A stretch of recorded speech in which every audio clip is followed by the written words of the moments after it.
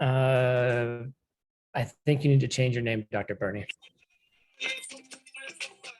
That's an excellent idea. Yes.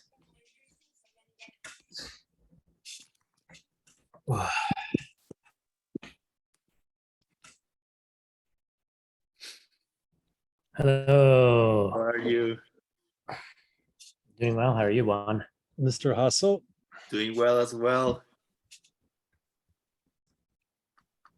I'm learning to manage the Zoom meetings.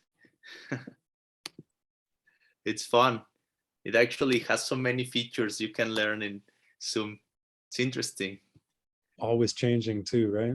Yeah, there is like, if anybody's interested in learning that, there is a lot of tutorials in YouTube how to operate so many different things in Zoom. So welcome. Sugen is here. Sugen is co-host. We are also waiting. Cristina Casica. Yeah, I just promoted Christina, but Oh, she needs some powers. Perfect. And Hi, Hey, Sue Gang. hi. Christina, you need to clean your You mean mine? your Christina. You need to clean Oh, your Christina. camera. what? Your camera looks like it has smudge Dust. marks. There's Okay. a new feature called Beauty Cam, team. Oh, that's old. I had that on one of my old phones. It's a great feature. It's a great feature. I'll put on beauty cam. Here we go. I just cleaned my camera. I don't know if it's any better.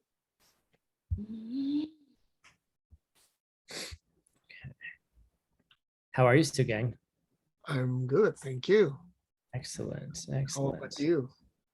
I'm doing pretty well. That's Hola. great. Hi, Paulina, Amigo. la reina del mundo, la reina de las estrellas. I like that one. How are you all? Good to see you. Great. Paulina, I feel like it's been a month of Sundays since I've seen you. I know. How's it going? Good. Between diapers and a lot of happiness also. Are you getting a full night's sleep yet?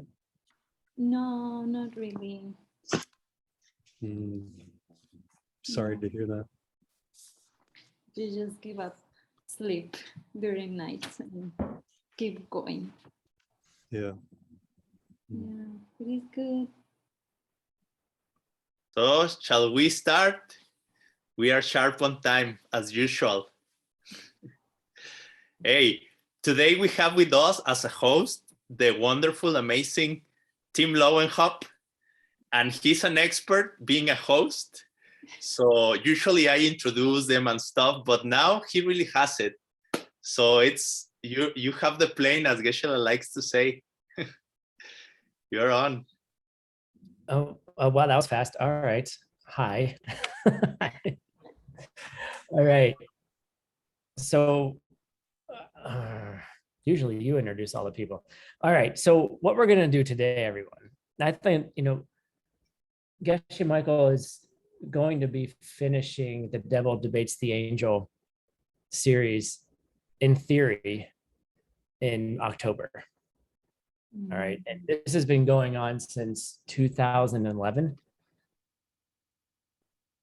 So I thought, let's go back to the beginning and start reviewing it and start tearing some of it apart and understanding it a little bit more. So the very first class was really introducing who the devil is and who the angel is, right? Mhm. So I'm going to start with the doctor, excuse me. This is all about getting a pay raise, everyone. I'm gonna introduce you to the doctor, Earl Bernie, who's been a teacher of mine since he came out of 3-year retreat, actually, and has helped many people with their practice from retreat to just their meditation and their day-to-day practice. He lives in New York, where it's where you have to deal with day-to-day stuff all the time. You can't really avoid it. So we'll start with Earl. Like, so Earl, what does it really mean in your understanding of, this debate of the angel and the devil? Like, who are they, and why is it important for us to consider? Yeah. I remember the first time Geshe taught this, I think was in, that I was aware of, was in Phoenix. And it feels like a long time ago. And it's been a kind of a magical journey to go through the text. I've missed big chunks of it, but it's such a cool, fun, playful text. And I love the imagery of, like, the devil on one shoulder and the angel on the other shoulder, because it kind of doesn't it feel like that in life. Like just this idea that wisdom and ignorance can't coexist at the same time, but it sure feels like that. Like I feel like I've made all sorts of terrible decisions in my life, even as I'm trying to understand emptiness. I'm like, I understand this is going to have a negative consequence, and I just can't stop myself from doing the thing that I know I shouldn't do. But in that moment, it feels like there's like this, I want to do this. Oh, thank you, Irina. Sorry, translators. Please keep reminding me. It feels like there's this angel, do the right thing, and it feels like there's the devil, do the thing I want to do. Watch MMA tonight. Study the Nagarjuna that you're supposed to teach in a week. And then there's a fight.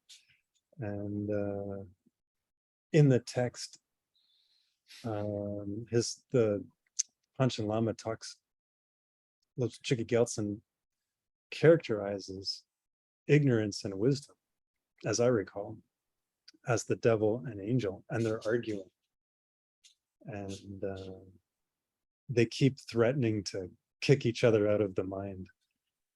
If wisdom could win, if there was wisdom, real wisdom, then the angel would win and ignorance would get the boot.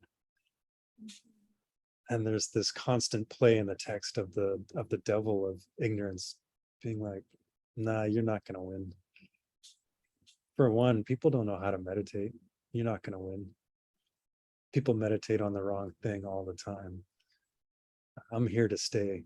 You're only here briefly. And I don't know. That's a pretty good argument. Yes. So as the doctor pointed out, in the text, it says, no, they can't coexist. Right. But I think this is a good place for us to debate a little bit. Right. And I think the doctor brought up some good ideas around that. So I'm going to move us down to Guadalajara, Mexico, for La Reina de las Estrellas, Reina Garcia, right? Who's an amazing practitioner and who just became a mom recently. And I went down to Mexico about 2 months ago, and she's practicing, like she's a mom and practicing, right? And it's a really honorable and challenging and really cool thing I see you doing, and she provides me great advices all the time, so, Paulina, how would you how would you debate Earl a little bit on this? Like, he said, well, in the text, they say they can't exist at the same time, right? But like, it seems like there's kind of this play that sometimes we're doing in our practice. I mean, like, you know me pretty well, like, you kind of catch me in between all of that stuff, but like, what do you think's going on there? Like, how do you think about it? Well, first of all, this part of the text, I mean, I was so happy to read it. I was very moved. Actually, in fact, it makes me cry, typical, because I couldn't believe that I was reading exactly what my mind has been thinking lately, like for the past couple of weeks. Like, for example, like my sister came visit me last week, and we love to talk about how my baby is going and how he's growing so fast, and just talk about what he needs to grow up healthy and strong. So as his mom, of course, I want the best for him, for Shanti. And so I like to read all the benefits, for example, of him drinking breast milk, right? So it makes me feel very proud and very like, oh, I'm just doing the best for him. But sometimes while I am talking with my sister out loud, like, oh, no, because this milk is gonna make him strong, healthy, and all this, blah, blah, blah. And I, it's like the angel in some way is there and is listen to me and reminds me like, no, like that's not possible. While I am talking, while I am saying, this is the best for my baby because it's gonna work like this. At the same time, in my mind is like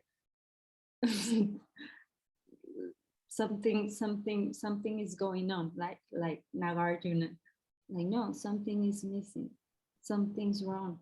So it's like in a way, I feel like they do coexist, but in a but like for milliseconds, the wisdom appears, and then as the lecture says, it's just gone. So I realized, I was thinking like, it's crazy. It's like we cannot think right, we cannot speak right. It's like we are blind. It's like everything we say, everything we do is the wrong view, the devil, and then the angel. But your question was if they can coexist.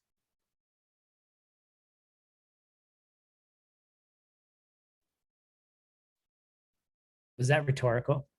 If not, because that was your answer, your question. Well, kind of. I mean, it seemed like you said it interestingly, and this is why I'd like to investigate, like the idea here a little bit, where you said, you had this moment where you're doing all these things for Shanti to take care of him, right? As you should as a mother, right? Like if you don't take care of him, he won't grow up, right? Right. And then you have these moments of thinking about Nagarjuna, for example, or like there's something's not right. And I guess my question is, when you have that moment, is that the angel knocking in your mind? Yeah, definitely. Or is that somehow the devil pretending to you that it's the angel? That's my kind of question. Like, is it really wisdom?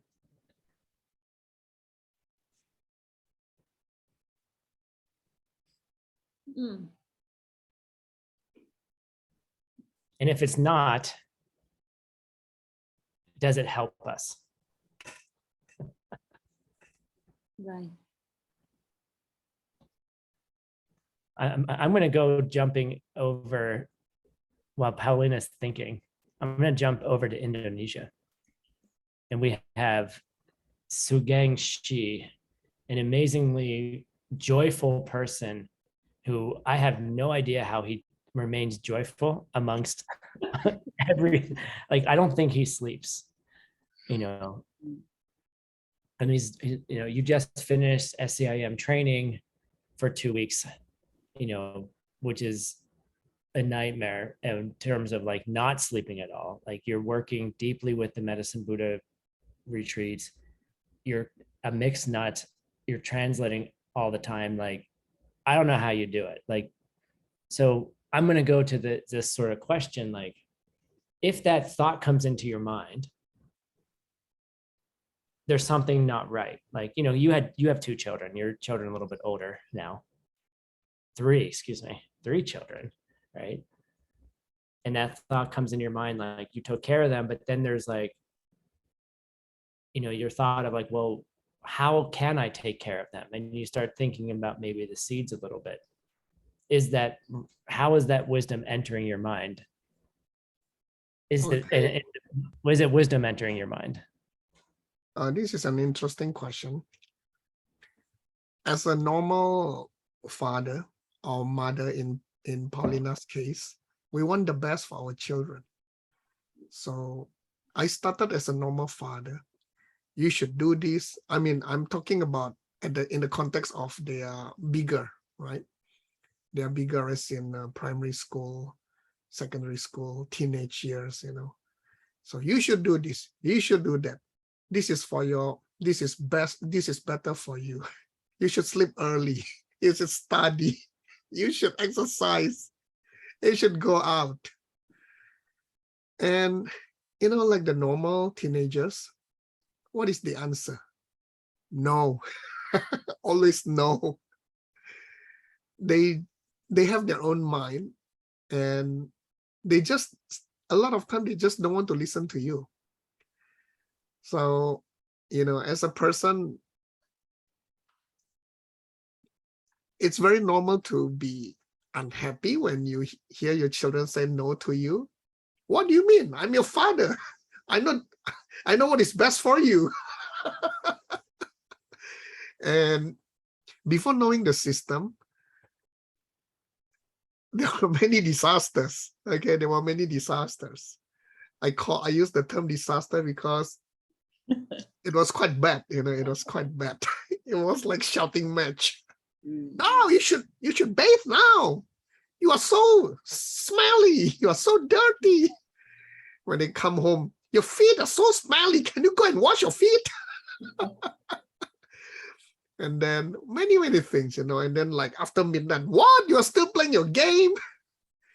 So at that moment, well, I mean, yes. And then after learning the system, then wisdom starts to talk.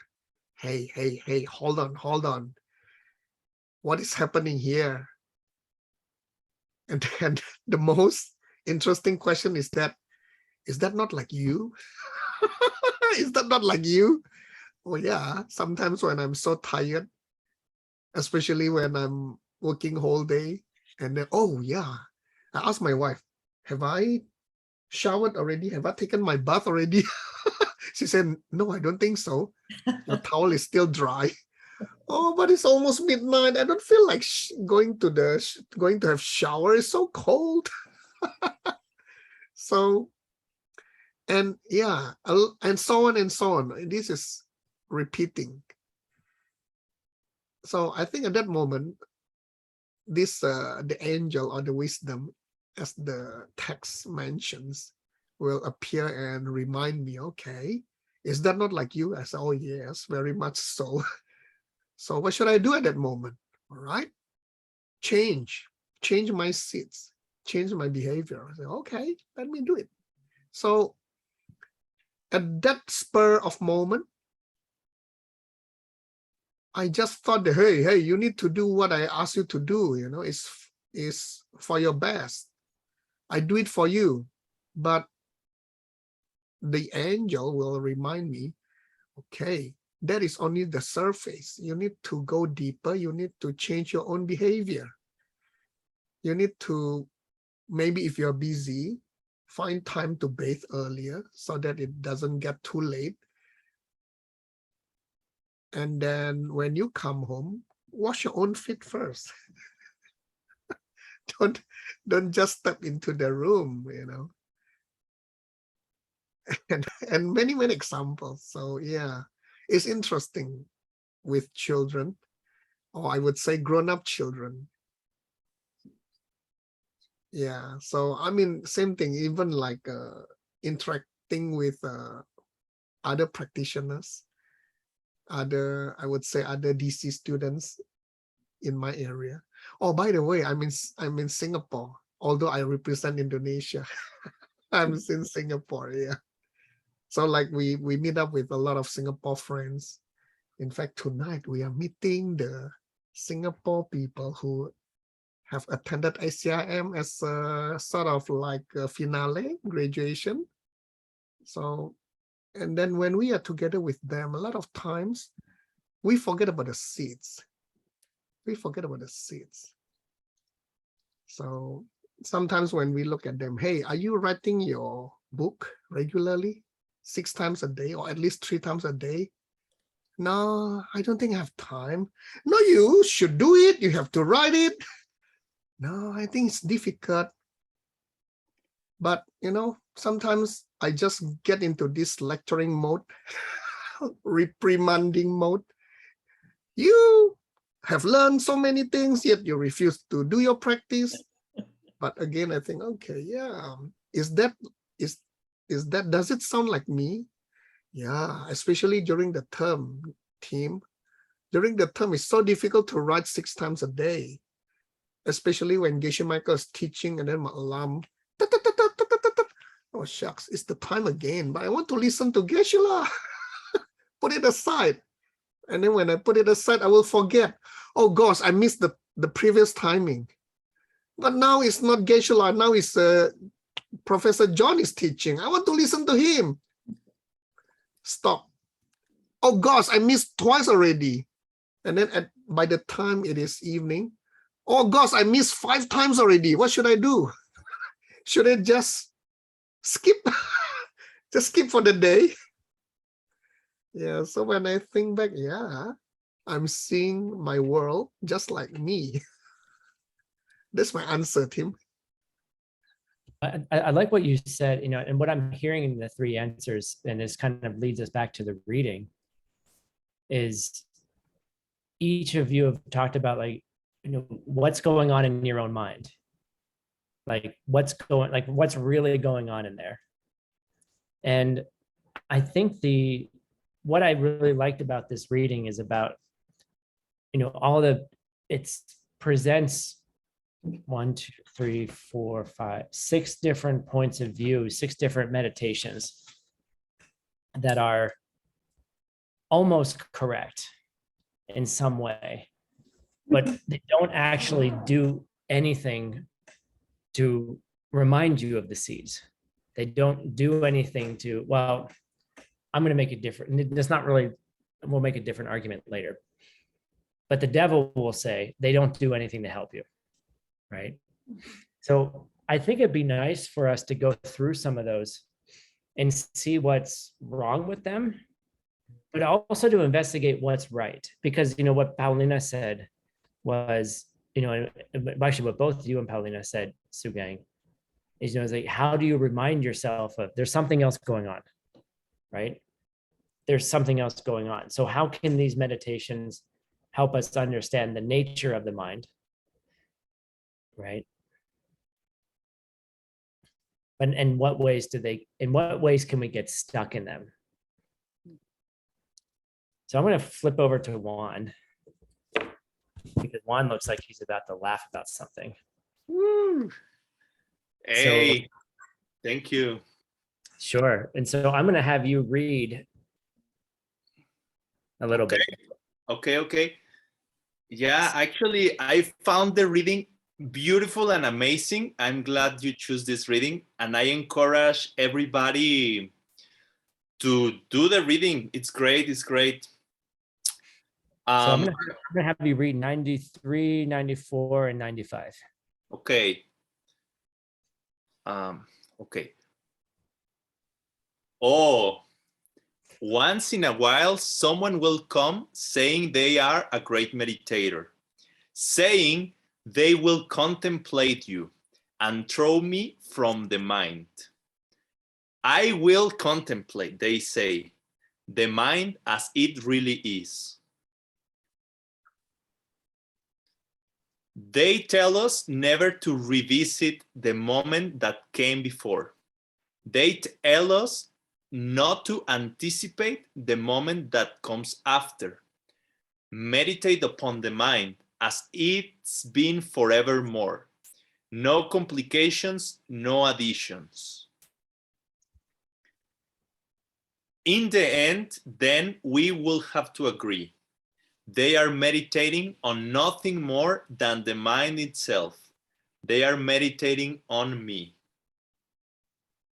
Cool. So, all right, Juan. So what kind of meditation is the devil describing here? Difficult to say, but I think they are trying to do something like just think or just focus on the present moment, like just be present, just now, not like forget about the past, forget about the future, just be in the now, right now. And try to, I'm guessing also has to do with what they say, empty your mind. It seems to me that has this kind of flavor, like just empty your mind, because it says like they are trying to see the nature of the mind as it really is, and it has always been. And in a way it's tricky because I believe, like Geshe Michael says a lot, the devil is not stupid. The devil is very smart. So sometimes it's just like a little mistake there who almost, it makes it seem like it's almost right. What I get from the verse is that maybe we are thinking about the mind as a self-existent mind, because that last punchline, sometimes that's what makes me think. It says they are meditating on the mind, they are meditating on me. Because if we fail to believe that our own mind, that object that we are trying to perceive, it's there, like self-existently, then it's like, you know, we are poisoning the very thing that we want to get enlightened. We want to get an enlightened mind, but we are making it like a devil's, like self-existent mind. All right, so I'm going to ask Christina Kasica up in Sedona, Arizona. You know, I'm going to ask her to debate you a little bit. You know, so Christina, you know, is there a problem or is there anything good about reducing or bringing your focus to the present moment and avoiding dwelling on the anxiety or the regrets of the past or the anxieties of the future? So are you asking, is there a little bit of the angel in doing it that way? I'm asking you, can there be? You know, if you're just letting, you know, focus, bring yourself to the present moment, Yeah. like must be present. Like, is there can there be a bit of an angel in there? Yeah, well, I think there can one. I don't know if you will agree with me, but it's even more devilish when you think of it that way, because we are taught sometimes that we should live in the present moment. We should be present. We should not obsess about the past, and we should not spend our energy obsessing about the future, what's going to happen next. So the devil is saying, if you do this kind of meditation, it's good for me, the devil. Yet our teaching, which seems to me to make some sense, is that really you should not be spending a lot of time thinking about what happened in the past. I mean, that can give rise to things like, you know, revenge or hatred or division. And you should not give much time to the future, worrying about what are you going to do next year? And if you do these 17 things today, will it be a better outcome, you know, next year? So where do we go with that? that is what makes it especially devilish, because the devil is grabbing something we are taught as a good thing and saying, if you meditate on the present moment only, then you're just meditating on me, the devil. And I think that there is, if I could make this idea, we could discuss maybe. One of the things that struck me in the reading is that the devil is saying 99.5% of your mind, the way it acts, whether you're meditating or you're not meditating with your mind, is me, the devil. The angel only comes in tiny little bits once in a great rare while. So that seems interesting. All right, so let's go to this meditation, right? Is it helpful to stop worrying about the past and stop planning for the future, right? And if you are in this present moment, right? In what way could we turn this meditation into something that is helpful? I think if you think about the emptiness of the present moment, or like being aware, I will say it in the other way around, being aware that the present moment is being created by seeds. It's very cool. Like the other day I was worried about the future and I was talking to a friend and she told me, like, I was telling her like, well, because I don't know what's going to happen, like I'm stressed. I don't know what's going to happen. And she just told me, well, what have you been planting? And I was like, yeah, that's right. You take refuge on what have you been planting, and you trust that if you have been doing good things, your future is going to be good. Yeah. If you move with that awareness into the present, I think you could be in the safe zone.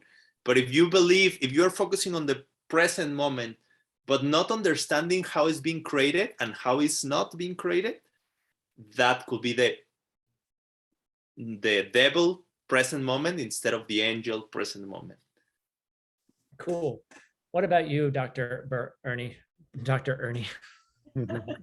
I think this verse is a perfect description of the correct path, because he's telling us, get rid of the past, get rid of the future. We're in the present. So it's a description of shamatha, still the mind in the present. And then, as we all know, when we stabilize the mind in the present with shamatha training, we then turn the mind to vipassana. And so he's saying, meditate on the mind as it's been forever, no complications, no additions. So it's like, as the mind has been forever, he's talking about, emptiness. And, don't add any complications, don't add any additions to that. So I think it's a perfect verse on how to meditate. Right. So how could you just hearing the words you said, how could the devil take them? And then you could be doing this meditation wrong. Like, how quickly could you just flip over into the wrong meditation here?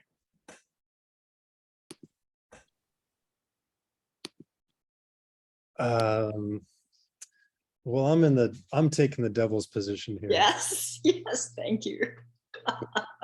Let me try. The devil here.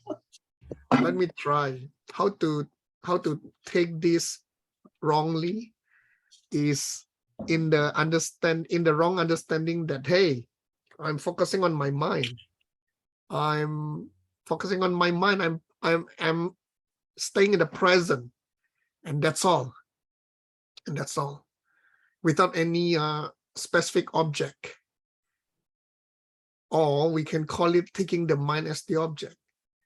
And the next question is, why is that wrong? The next question is, why is that wrong? And if we read through the text further, I think, in fact, the devil itself, whatever you want to call it, himself or herself, is giving lots of arguments which are leading to, which are telling us that those are actually wrong. In fact, when I read this text, it is very interesting. Although we position that object as that being as the devil, but the devil is actually giving the teaching about all the possible things that the meditator on the mind might do. So yeah, I would say that first step of taking it wrong is just to focus on the mind and nothing else. And then to support why this is wrong, I think the devil is giving how many kind of how many kinds of possibilities that the meditation can go wrong in the next few verses of the text. Right. So I'm, there's something that Earl said that's, I believe is correct, but the way he said it tricked us into like thinking, that we were doing it, right? Like when he said, once you come to shamatha, then you put a different object in front of your mind, which is your mind, right? And understand the nature of the mind, right? And so if you assume what those words mean in the wrong way, right, then you're just meditating on the devil, right? But in what way? Like let's say you're in the present moment. Let's do Nagarjuna. Let's say you're focused on the present moment, right? How could you find the present moment? And then how could you utilize what you find to make it a powerful meditation? Paulina. Yeah, like I was thinking about that, like what will be the right way to meditate on your mind or in the present moment. And I thought something similar to that, what Juan has been saying, like we have to give one step back to the idea, like, because you say, I am going to meditate, like I am, like, first of all, to like, even I was thinking to think about the emptiness of Pao, and then just to close my eyes and see what is ripening and try to see like the lion's dance meditation, like you're trying to see your seeds how are popping up, because like how can I meditate on the present moment? Is impossible. Like I cannot find the present moment. So I'm just watching my own seeds ripening instant by instant. So like, how can I do a good meditation on that? Like just to think, if can I catch that? If can I see the emptiness of that? I don't know if that makes sense. No, it does. I think it makes a lot of sense. Like and then my question would be, if you're just watching the seeds ripen and you have that understanding, is that wisdom? That's my question. Or is that still somehow Artificial? Maybe, sure. I was going to say the trick of the devil, but we could say artificial if you'd like. Yeah, I've been listening to the Nagarjuna, Arya Nagarjuna teachings. Easy for me to say. And I think that's such a cool point of even our best angel thought, even our best meditation on an emptiness, or mine anyway, is still totally steeped in self-existence. My view of emptiness, of wisdom, is self-existent. So even the best version of my angel is a devil, or has a very large devil component to it. But then your question was, is that useful, a while ago? Mm-hmm. And yeah, it's still super useful. And so so question is, how how is it super useful, and how could we, how can we use the practices we have to then, to take that usefulness and add some more fuel to it.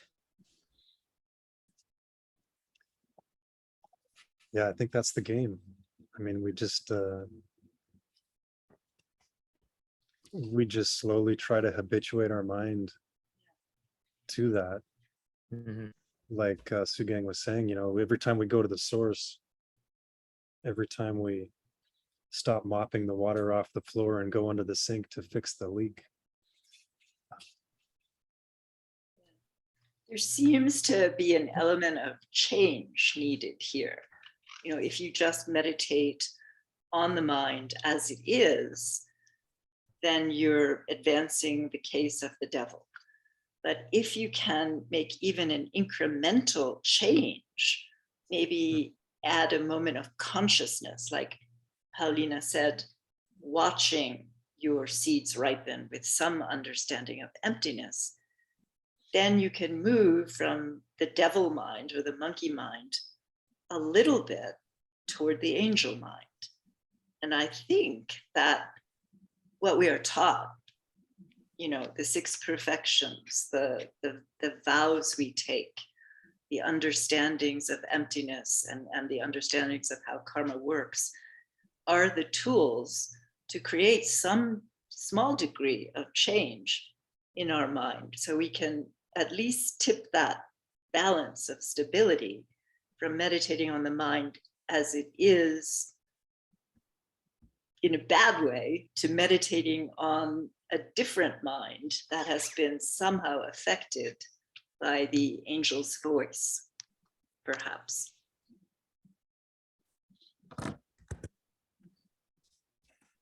Yeah, I think that's a really good point. And I think people tend to be frustrated at our spiritual progress. Yeah. I've had 99.9 self-existent thoughts today. This didn't even just blatantly, it's a disaster in my mind. How could I ever go from A to Z? I can't even go from A to B. Mhm. But I think, like you said, it's incremental, and the incremental changes in view, I think, have profound results. It's exponential.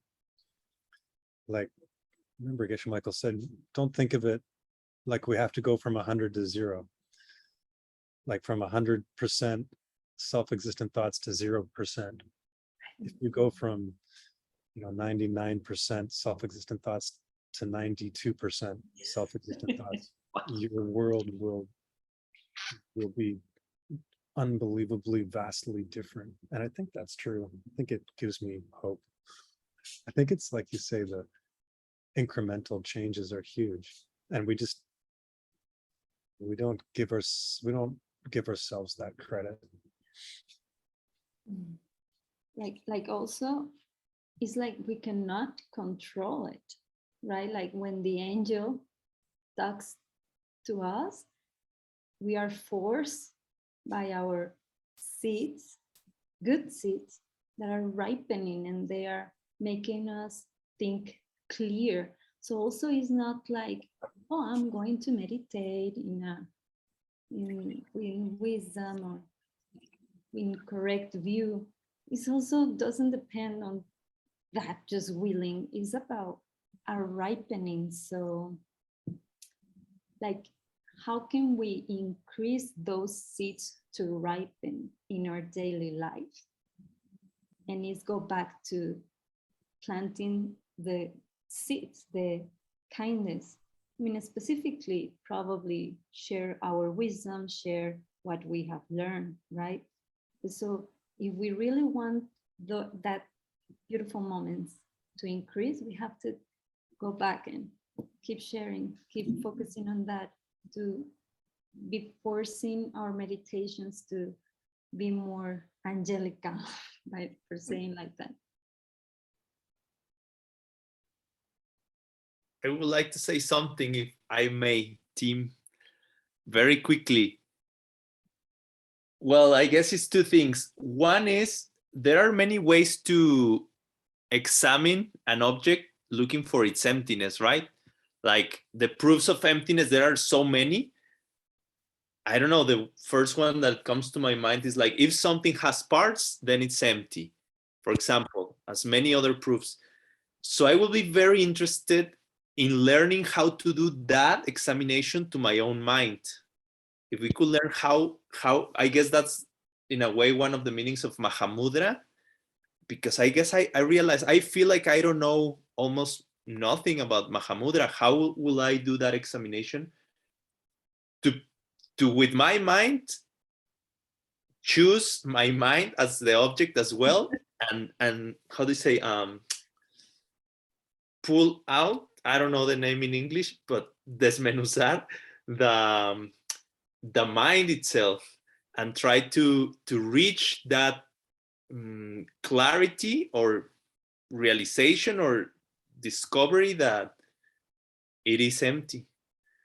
And now what I also think it was amazing about the reading is the very, very last thing that the devil says. Don't ruin the rest Okay. of the class. No, actually, you can. You No. you can ruin Thank it you right for now. stopping me. Thank you for stopping me. Sometimes know. we need Oh, friends to ruin- stop us. No, thank you, Subhuti. Here we go. Read 108, and it happens to be verse 108. 108, that's funny. So go ahead, Juan, read it, and then we can talk about it, because I think this is Okay, yeah, because that was struck me when I thought like, it's so difficult. What are we gonna do? But here's the answer. yeah. Okay, until we come to a day when you can change this situation, all the problems we have been talking about, I will ask you never to speak again of trying to drive me from the mind. You are an Udumbara flower, one of those blooms that only appears once in several thousand years. In the very best of circumstances, you might come, but only once. And even that requires that one spend an inconceivable number of eons amassing an unsurpassed power of virtuous deeds. And maybe you read that, Tim. No, go ahead. I think it's auspicious if you read it. Okay. Yeah, I probably am the only one who needs that. And that can only come by pleasing the one who is your Lama. Yeah, so I think this is an interesting one for two reasons. First question is, how often does the devil say that the angel appears in your mind? The devil says super rarely. As I don't know, when was the last time your far cousin, distant cousin, came to your house, right? There is something like that in the reading. Right, and then it requires an inconceivable number of eons of unsurpassed, powerful, virtuous deeds, right? Just to have one moment of the angel, right? So that's depressing. But then he tells us how. So now this is what I like to do for the last 15 minutes. That it can happen only, this is weird language, right? This can only come by pleasing the one who is your Lama, right? Okay, so what is it about? What do you think this sentence means, Juan? And then we'll go to other people. What does it mean to please your Lama? Okay. I think it's one of the most beautiful topics. It's well, I really like it, and it reminds me to the phrase Gyeltsen just say that the most beautiful thing or most precious thing his Lama ever did for him was teaching him logic. And I think it has to do with this clear thinking, and even I will take it to the art of interpretation. And I think in a way that's the whole thing. Like, our teachers teach us what to do and what not to do, but I don't think it's that easy. I think they also teach us how to think, how to figure it out by ourselves with a right technique. And it's just so beautiful. It's wonderful. Yeah, I think at the end, what I have here Geshe Michael saying is our teachers want us to be happy. And again, that's not that simple because I need to learn what are the real causes to be happy. But as far as we are moving towards becoming the best version of ourselves in order to help others to achieve the same, I think our lamas are very pleased. Cool. Christina, what do you think it means to please your teacher? I have a very strong feeling that the best and possibly the only way to please my Lama is for me to become totally enlightened for the sake of all beings. So what does that look like on a, if you're sitting at your desk at Sedona, in your Sedona office, right? And your Lama is in the conference room, right? Ignoring you. Never, right? So like, what do you think, like, small, like normal day-to-day things, but then, bigger things? Yeah. Then I have a different question after that. Well, if I could that's a great question. And I guess I just want to go kind of deep and just say, my Lama is coming from me. I have created the appearance of my wonderful Lama from whatever good I may have done at some other point. So it's a mirror, and I know that when I am trying to purify something or do the 4 steps or the 4 powers, if I am looking to repair something I have done, I just say, I'm going to go promise that I will study emptiness for an hour. So I want to find out more about what it is, try to get that more into my being and into my mind, and then really use that to apply it on a moment-to-moment basis, being kind to people. The Dalai Lama is supposed to have said at one point that my religion is kindness, and love and compassion for all beings, I think, are the way to really understand and apply emptiness and really move oneself closer to total enlightenment for the sake of everyone. Compassion.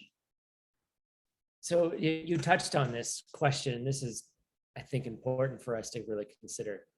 So you said your teacher is coming from you too, right? So let's go back to Singapore, right? Like, why is, if you're like, what makes that person special? Like, why does that person have the label teacher or Lama or, whatever fancy word you give them, right? Okay, That if I were to, and not somebody else, right? Like, why does that person pleasing them get power and then someone else doesn't? if I were to continue from what Christina has mentioned, which is saying that even our teacher is coming from our seeds, I would say that this teacher, this special teacher, must be the wisdom in disguise, which we might not have recognized, before at this moment. Therefore, to please our Lama in this context would mean that we learn, study, and practice what he or she is teaching us. And I would add on to say, learn and practice well.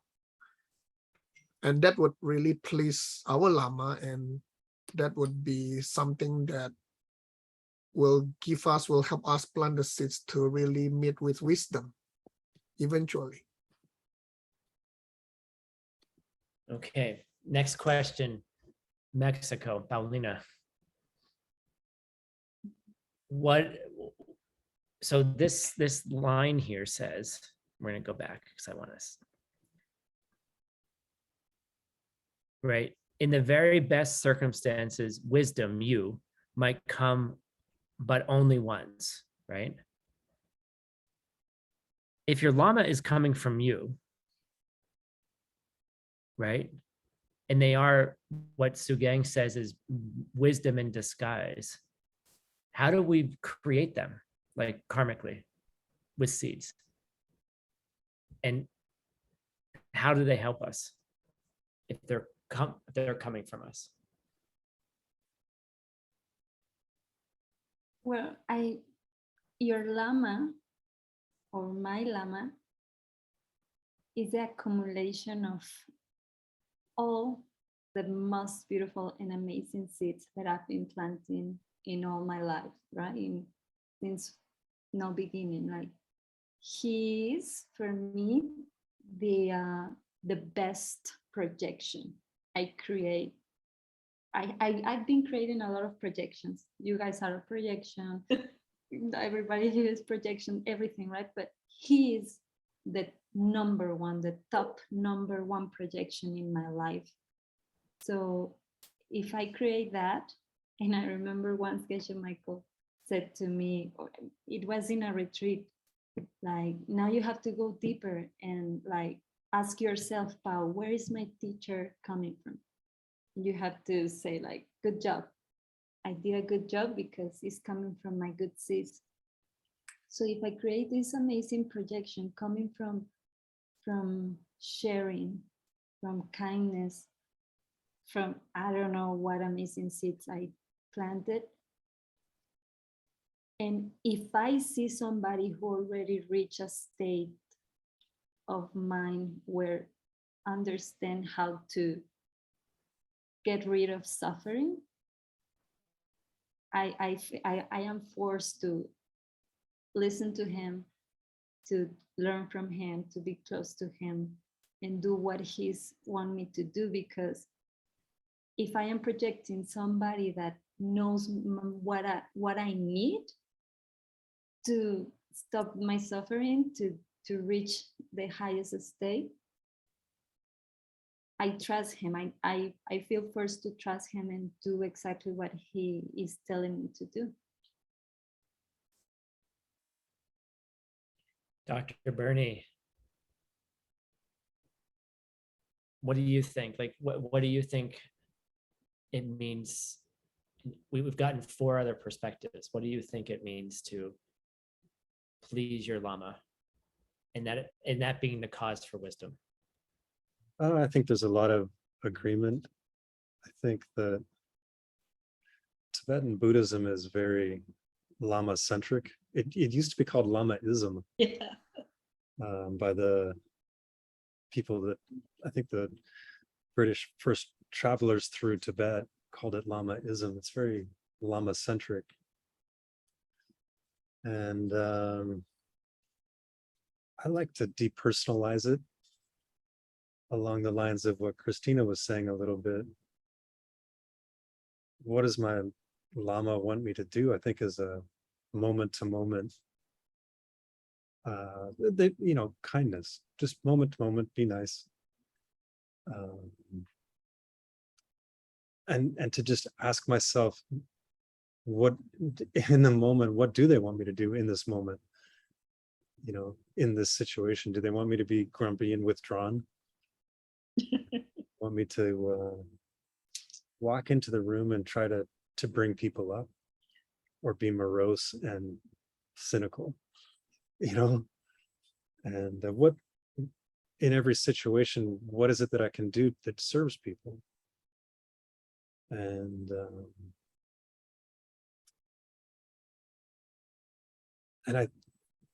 in my experience, I think I understand the actions that destroy the Lama more so than what causes it. And what I've seen is the really bad seeds, I think, is people that get protective of the Lama or their relationship with the Lama and try to keep other people away. Or for me, just like starting to be critical of how much better I know how things should be run than Geshe Michael, and how he should translate texts and how he should run organizations. And, you know, those things seem to me to be the most detrimental. And when I really just try to be quiet, and you know, that's the meditation that comes to me is this one. I just like to hang out in my meditation with my teachers and generate, and it's just, you know, just feeling that love that's reflective of people that have shared so much and given so much selflessly to me and a lot of my friends, and letting that love grow in my heart and letting that spill over into those moment to moment situations where, you know, instead of being cynical, maybe I can be cheerful for a change. And